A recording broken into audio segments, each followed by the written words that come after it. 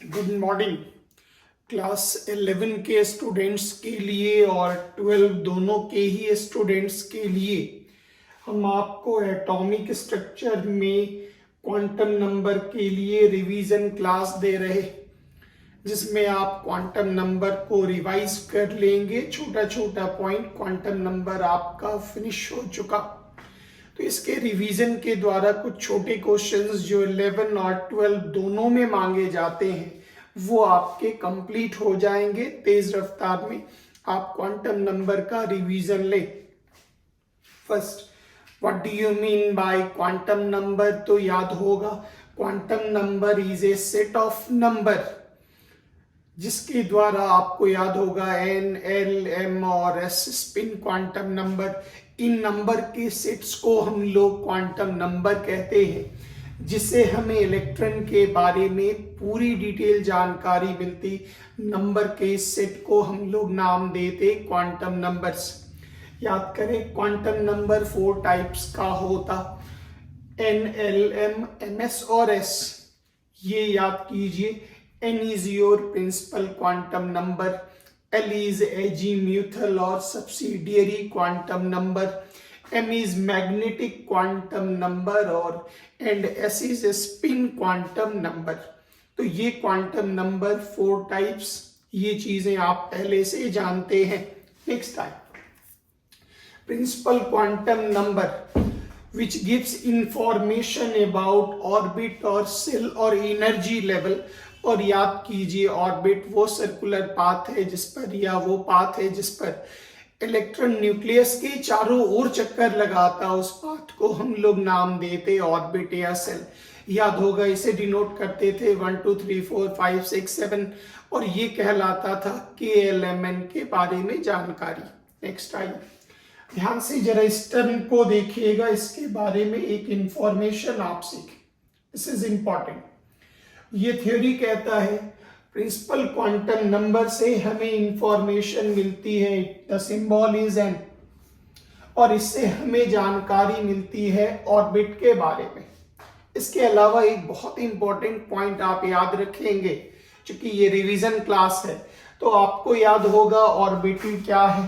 तो इस बारे में आप जानते हैं, ऑर्बिटल किसी भी एटम में न्यूक्लियस के चारों ओर वह स्पेस जहां पर इलेक्ट्रॉन के पाए जाने की संभावना सबसे ज्यादा होती, उस स्पेस को हम लोग नाम देते ऑर्बिटल। यहां एक इंपॉर्टेंट पॉइंट, जैसे जैसे प्रिंसिपल क्वांटम नंबर का वैल्यू इंक्रीज करेगा, मतलब n इज इक्वल टू 1 2 3 4 5 6 7, जैसे जैसे प्रिंसिपल क्वांटम नंबर इंक्रीज करेगा तो याद रखिएगा उसके ऑर्बिटल का साइज भी इंक्रीज करेगा। मीन्स सबको पता है एस ऑर्बिटल का साइज याद कीजिए स्फेरिकल होता, स्फेरिकल आप बना लो। तो ये थ्योरी कहता है, इस स्फेरिकल के लिए हम यहाँ पर ड्रॉ कर देते, मान लेते हैं हमने स्फेरिकल ड्रॉ किया। अब कहता है जैसे दिस इज योर न्यूक्लियस, तो न्यूक्लियस के बाहर ये कहता है जैसे आप principal quantum number first orbit के लिए आपने एस ऑर्बिटल को लिया, तो कहता है s का आकार स्फेरिकल होगा, 2s का भी आकार स्फेरिकल होगा, 3s का भी आकार स्फेरिकल होगा। तो ये थ्योरी कहता है, हम जानते हैं s ऑर्बिटल का आकार स्फेरिकल। तो जैसे जैसे प्रिंसिपल क्वांटम नंबर इंक्रीज होता जाएगा, ऑटोमेटिक है ये शेप भी इंक्रीज होता जाएगा, बढ़ता चला जाएगा। मतलब 1s से बड़ा 2s, ये स्फेरिकल ही होगा इसके ऊपर, फिर 2s से बड़ा 3s 4s, मतलब धीरे धीरे उसका रेडियस, उसका जो साइज है वो इंक्रीज करता जाएगा, उसका शेप बराबर होगा। जैसे याद कीजिए p ऑर्बिटल का शेप सबको पता है, ये डंबल होता, p का shape is equal to dumbbell, dumbbell. अब कहता है जिसमें जो डंबल शेप है वो तो रहेगा ही, लेकिन जैसे जैसे आप इंक्रीज करते जाएंगे, प्रिंसिपल क्वांटम नंबर इंक्रीज करते जाएंगे, मतलब आपने 1p से 2p लिया, फिर 2p से आपने 2p से 3p, सॉरी 1p तो होता नहीं, 2p से 3p, 3p से 4p, 4p से 5p, जैसे जैसे p इंक्रीज करेगा, मतलब प्रिंसिपल क्वांटम नंबर का वैल्यू इंक्रीज करेगा तो ये जो डंबल शेप है वो इंक्रीज करता चला जाएगा। मतलब ये डंबल और बड़ा हुआ, फिर ये डंबल और बड़ा हुआ, फिर ये डंबल और बड़ा हुआ, मतलब उसका जो शेप है वो आइडेंटिकल होगा, लेकिन उसका साइज जो होगा वो इंक्रीज करता जाएगा। मतलब प्रिंसिपल क्वांटम नंबर का वैल्यू इंक्रीज करने पर उसके ऑर्बिटल का साइज भी इंक्रीज करेगा। दिस इज द पॉइंट, ये हम आपको बता चुके। नेक्स्ट आइए, अगला हो गया एजीम्यूथल क्वांटम नंबर। तो अभी तक इंफॉर्मेशन आपके पास ये थी जो एजीम्यूथल क्वांटम नंबर से हमें जानकारी मिलती है सबसेल के बारे में। सही बात है। सबसेल कौन कौन सा होता तो ये आप जानते हैं। सबसेल होता एस, सबसेल होता पी, सबसेल होता डी, सबसेल होता एफ, ये आप जानते हैं। ये भी आपको पता जो एजीम्यूथल क्वांटम नंबर याद कीजिए, एल के लिए एस का वैल्यू 0, पी के लिए 1, डी के लिए 2, एफ के लिए 3, ये चीजें आप पहले से पढ़ चुके। अब इसमें एक दो एडिशनल और जानकारी आपको जाननी अनिवार्य है और वो आप यहाँ देखें। ये तो आप पहले से ही जानते हैं, जो एल का वैल्यू 0 to n-1 होता, ये आप पहले से जानते हैं। हर सबसेल के लिए आप ये वैल्यू आप निकालते जाएंगे। तो याद कीजिए एस के लिए ये आपको 0, 1, 2, 3 ये पहले से पता है, और हर ऑर्बिट के लिए आपको अलग से सबसेल निकालना है। तो अभी तक आपके पास ये था जो इस क्वांटम नंबर के द्वारा आप सबसेल की जानकारी निकालते हैं। सेकेंड पॉइंट बहुत इंपॉर्टेंट है, इससे हमें शेप ऑफ ऑर्बिटल की भी जानकारी मिलती है। मतलब हमारे पास जो एस के अंदर ऑर्बिटल है, पी के अंदर, डी के अंदर, एफ के अंदर, इन ऑर्बिटल्स का शेप क्या होगा ये भी हम इसके द्वारा जान पाते हैं। मतलब इसका पॉइंट हुआ, याद कीजिए फर्स्ट ऑर्बिट में तो एस, सेकंड में एस पी, थर्ड में एस पी डी, फोर्थ में एस पी डी एफ, ये चीजें पहले पढ़ा चुके। इसके बाद ध्यान दीजिएगा, एस ऑर्बिटल का शेप निकाला गया, वो पाया गया स्फेरिकल। याद रखेंगे, पूछा जाएगा एस ऑर्बिटल का शेप क्या होगा। फिर पूछा गया पी का शेप क्या होगा, तो वो होगा डंबल। डी का शेप क्या हो गया, तो वो हो गया डबल डंबल। एफ का शेप कुछ तो ट्रिपल डंबल होता, बाकी चूंकि वो 3 डायमेंशनल हो जाता तो उसको कहीं कभी लोग लिख देते डिफ्यूज शेप और कभी कभी लिख देते कॉम्प्लेक्स शेप। फिर आप याद कीजिए एस सबसेल में ऑर्बिटल की संख्या होती है 1, और ये चीज आप पहले से जानते हैं। याद कीजिए कोई भी एस आप ले लेंगे तो याद होगा एस में आपको पता है 1 ऑर्बिटल होता, और इस ऑर्बिटल के लिए याद कीजिए मैग्नेटिक क्वांटम नंबर का वैल्यू हो गया इज इक्वल टू 0, और ये स्फेरिकल हो गया, ये स्फेरिकल हो गया, ये स्फेरिकल आप बना लें। याद कीजिए ये हो गया आपका एक्स एक्सिस, ये हो गया वाई एक्सिस, ये हो गया जेड एक्सिस। तो इसका इंटरसेप्ट जितना x पर होता इतना ही y पर होता और उतना ही z पर होता। मतलब आप ये कह सकते हैं इसकी कोई भी निश्चित सा डिफिनिट डायरेक्शंस नहीं होती। मतलब इसका ओरिएंटेशंस कोई डिफिनिट डायरेक्शंस में s के ऑर्बिटल नहीं होते हैं। This is the point. Next आइए आप यहाँ चेक कर सकते हैं, दिस इज द न्यूक्लियस। ये आपका पॉजिटिव चार्ज न्यूक्लियस हो गया, ये आपका न्यूक्लियस हो गया, ये हो गया 1s, इसकी इलेक्ट्रॉन डेंसिटी इतने बड़े जगह पर। और याद कीजिए फिर इस 1s के बाद ये जो खाली जगह है यहाँ पर इलेक्ट्रॉन की प्रोबेबिलिटी नहीं होगी और इस जगह को हम लोग नाम देंगे नोड। तो इसका मतलब हो गया 2s आपका स्फेरिकल होगा। और इसको आप ऐसे समझ लें जैसे एक बड़े बैलून के अंदर एक छोटा बैलून होता और चारों तरफ से जगह खाली होता, वही हो गया आपका 2s का आकार वही होता। ये बीच में खाली जगह हो गया। फिर 3s में भी वही होगा जो वो 3s, फिर 4s बीच में खाली जगह। तो ये जो इलेक्ट्रॉन की प्रोबेबिलिटी होती वो यहीं से निकलता। जिस जगह पे इलेक्ट्रॉन पाया जाता वो कहलाएगा ऑर्बिटल और जहां नहीं पाया जाता वो कहलाएगा नोड। तो ये पॉइंट आप यहाँ पर कवर करते जाएंगे। पी ऑर्बिटल का आकार याद कीजिए वो होगा डंबल, उसका फोटोग्राफ निकाला गया है एक्सरे डिफ्रैक्शन मेथड से, ये हो गया डंबल। और याद होगा नंबर ऑफ ऑर्बिटल्स होता 3, मतलब p के 1 ऑर्बिटल का शेप, p के 1 ऑर्बिटल का शेप हो गया डंबल। और नंबर ऑफ ऑर्बिटल्स आप भली भांति जानते हैं, p में नंबर ऑफ ऑर्बिटल्स होते 3, तो p सबसेल अगर आप लेंगे तो आपको पता है इसमें 3 ऑर्बिटल्स होते। और याद कीजिए मैग्नेटिक क्वांटम नंबर -1, 0, +1 ये 3 वैल्यूज हुए। अब 1 ऑर्बिटल के लिए शेप आपको डंबल मिला, फिर ये भी डंबल, फिर ये भी डंबल। अपने आप को स्टेबल करने के लिए ये 3p के ऑर्बिटल्स अपने आप को डिफिनिट डायरेक्शंस में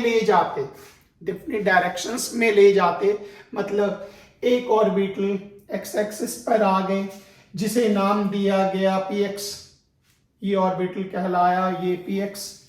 एक y एक्सिस पर आ गया, ये कहलाया py, और एक z एक्सिस पर आ गया और ये कहलाया pz, अब यहां पर एक चीज बहुत बारीकी से आप समझेंगे, याद होगा जिस जगह पर इलेक्ट्रॉन के पाए जाने की संभावना बहुत कम होती वो हो गया नोड, और इस एक्सिस के ठीक परपेंडिकुलर जो प्लेन बनता उस प्लेन को हम लोग नाम देते नोडल प्लेन। ये प्लेन आपका कहलाता नोडल प्लेन, ये आप ध्यान देंगे। और ये जो 3 अलग अलग डायरेक्शंस में आ गए, तो याद कीजिए एक्सिस आप फिजिक्स और मैथ में जानते हैं, अगर ओरिजिन से ये एक्स वाला पोर्शन अगर पॉजिटिव हो गया और दूसरा जो एक्स डैश वाला पोर्शन है वो आपका नेगेटिव हो गया, तो इस आधार पर आप इसको प्लस और माइनस डिनोट करते हैं ऑर्बिटल को। लेकिन इसका ये मतलब नहीं जो इधर वाला इलेक्ट्रॉन इधर आ गया तो इसलिए पॉजिटिव है, इधर इलेक्ट्रॉन ज्यादा हो गया तो इसलिए नेगेटिव है, ये चीजें नहीं होती। ये वेव पॉइंट ऑफ व्यू से या डायरेक्शन पॉइंट ऑफ व्यू से ऑर्बिटल के लिए प्लस और माइनस डिनोट किया जाता है, इसमें इलेक्ट्रॉन के ट्रांसफर से कोई मतलब इसको नहीं होता।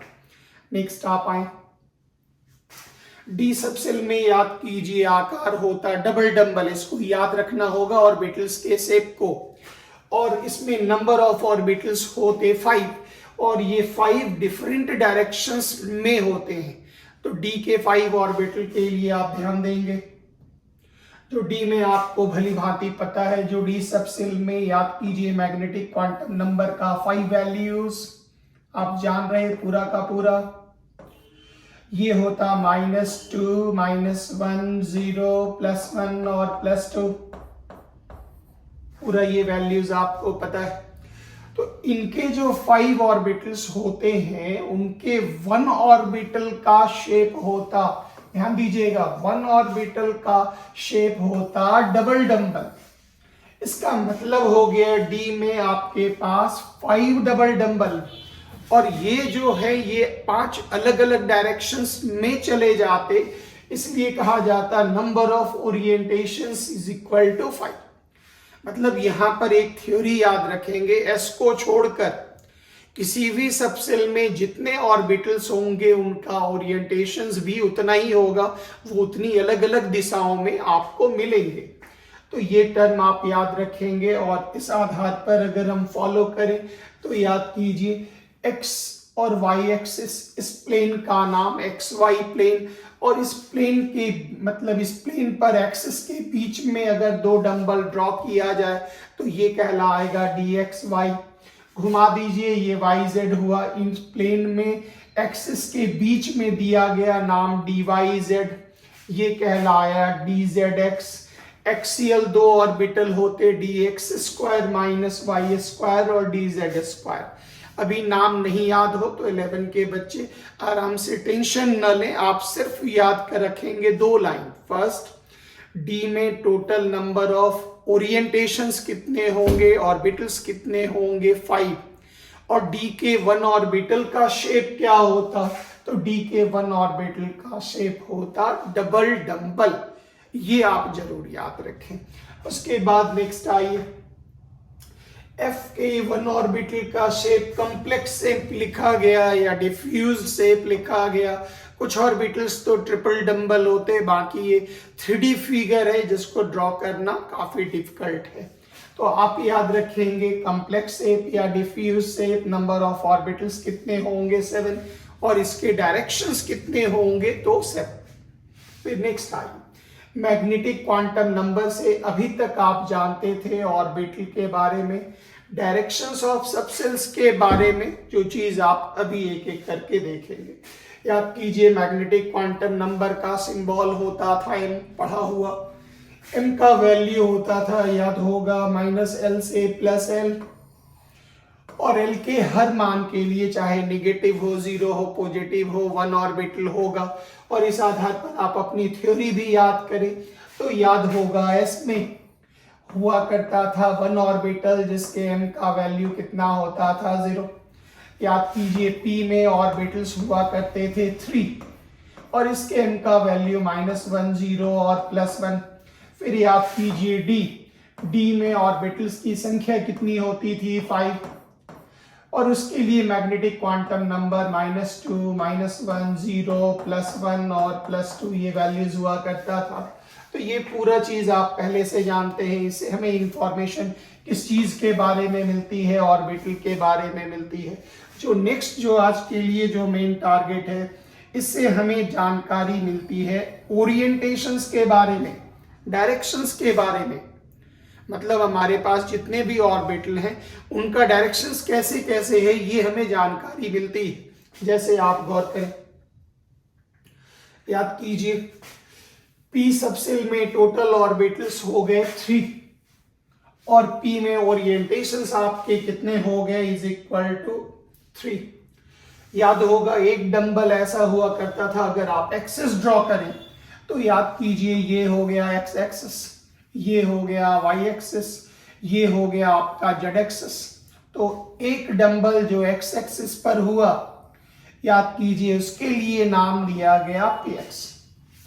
जो y एक्सिस पर आया उसके लिए नाम दिया गया py। तो सबका सेम डंबल। और जो z एक्सिस पर आया उसके लिए नाम दिया गया pz, और इसी को हम लोग नाम देते ओरिएंटेशंस। तो यहां से एक अच्छी बात याद रखेंगे हर विद्यार्थी, वेरी वेरी इंपॉर्टेंट, जो जितना नंबर ऑफ ऑर्बिटल्स होगा उतना ही नंबर ऑफ ओरिएंटेशंस होगा, s को छोड़कर। तो p में आपके पास टोटल नंबर ऑफ ऑर्बिटल्स कितने हो गए, 3। तो ये हो गया 1, 2 और 3 आप कह देंगे। ओरिएंटेशंस इसके कितने होंगे, कितने डायरेक्शंस होंगे, 3। d में पता है, याद कीजिए -2, -1, 0, +1 और +2। ये m का मान हमने लिखा है, ऑटोमेटिक है, 5 वैल्यूज है। तो आपके टोटल नंबर ऑफ ओरिएंटेशंस कितने होंगे, 5। f के लिए याद कीजिए दिस इज -3, -2, -1, 0, +1, +2 और +3। टोटल वैल्यू मिला 7। इसका मतलब ऑर्बिटल्स कितने हो गए, 7, और इसके ओरिएंटेशंस डायरेक्शंस भी कितने होंगे, 7। तो ये चीजें आप पहले से जानते हैं, इसलिए इनको कवर अप करना बहुत आसान है। याद कीजिए स्पिन क्वांटम नंबर, इससे हमें ये पता चलता जो किसी भी एटम में इलेक्ट्रॉन न केवल न्यूक्लियस के चारों ओर चक्कर लगाता है, वो अपने एक्सिस पर भी 2 पॉसिबल डायरेक्शंस में चक्कर लगाता। याद कीजिए एक हो गया क्लॉकवाइज और एक हो गया एंटी क्लॉकवाइज। इसके लिए हम एक सिंबॉलिक फॉर्म में एक अप एरो डालते, एक डाउन एरो डालते।